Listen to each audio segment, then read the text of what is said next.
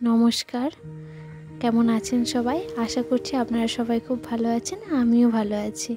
আমার এই ছোট্ট চ্যানেলটায় আন্তরিকভাবে আপনাদেরকে স্বাগত জানালাম। আজকে বানাবো একটু গাজরের হালুয়া, আর সেটা আপনাদের সাথে শেয়ার না করলেই না। প্রথমে একটু ড্রাই ফ্রুটসগুলোকে ভেজে নিয়েছিলাম, অল্প একটু তেলে ভেজেছি। ঘি ইউজ করলে খুব ভালো হয়। আমার বাড়িতে সেদিন ঘি ছিল না, সেই জন্য ঘিটা আর ইউজ করলাম না, সাদা তেল দিয়ে পুরো রেসিপিটা বানিয়েছিলাম। অনেকগুলো গাজর বাবা বাজার থেকে নিয়ে এসেছিলো, তাই বানাতে খুব ইচ্ছা করলো। আর সবাই আমাদের বাড়িতে গাজর হালুয়াটা খুব পছন্দ করে। ড্রাই ফ্রুটসগুলো ভেজে নেওয়ার পর এখানে গাজরগুলো হালকা একটু নেড়ে চেড়ে নিচ্ছিলাম। পুরো রেসিপিটি সাদা তেলে বানিয়েছি। যাদের কোলেস্ট্রল থাকে তারা সবসময় ঘি ধরনের খাবার খেতে পারে না। আমার মায়েরও ঘি খাওয়া চলে না, সেই জন্য আমাদের বাড়িতে কম ঘি ইউজ হয়, সাদা তেলটাই বেশিরভাগ টাইম ইউজ হয়। অল্প একটু নুন দিয়েছিলাম টেস্টের জন্য, নুনটা অ্যাভয়েড করতেও পারেন। আর দেখুন এর মধ্যে কারেন্টটা চলে গেছে। তার জন্য আমি ইন্ডাকশান থেকে নামিয়ে কড়াতে আবার এই উনান আবার চাপিয়ে দিলাম গ্যাসেতে। একটু ভাজা ভাজা হয়ে গেল গাজরটা। আমি এখানে 400 গ্রাম গাজরে 400 ml দুধ ইউজ করেছি। দুধটা দিয়ে ভালো করে ফুটাতে হবে একদম লো ফ্লেমে। আমি এখানে লো ফ্লেমে বেশ 30 মিনিট মতন ফুটিয়েছিলাম। 30 মিনিট ফুটানোর পরও দেখো দুধটা এখনও পাতলাই রয়েছে। তারপরে আবার কারেন্টটা চলে এলো, তো সেই জন্য আবার ইন্ডাকশানে ট্রান্সফার করে নিলাম।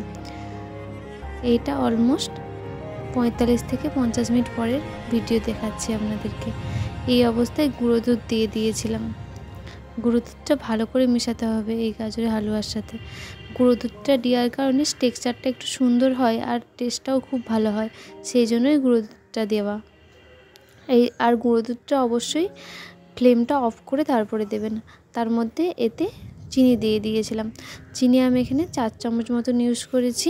4 চামচই যথেষ্ট পরিমাণ মিষ্টি হয়েছিল, এর থেকে বেশি চিনি ইউজ করার দরকার নেই।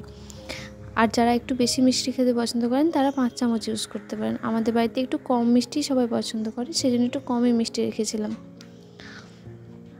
এর অবস্থায় ড্রাই ফ্রুটসগুলো দিয়ে নেবো, দিয়ে নাড়াচাড়া করে দেবো ভালো করে।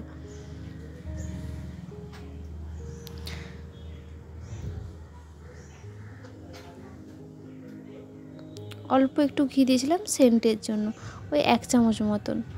না দিইনি বললেই চলে, 1 চামচ ওই যেতটুকু ডিব্বাতে লেগেছিলো অতটুকুকেই চেঁচে পুচে দিয়ে দিয়েছি। ব্যাস গাজরের হালুয়া অলমোস্ট রেডি হয়ে গিয়েছে। একটু ভালো করে নাড়িয়ে চাড়িয়ে নেবো, দেখে নেবেন ভালো করে দুধের গুঁড়োগুলো কোনোভাবেই যাতে না রয়ে যায়, দলা পাকিয়ে যেমন না যায়।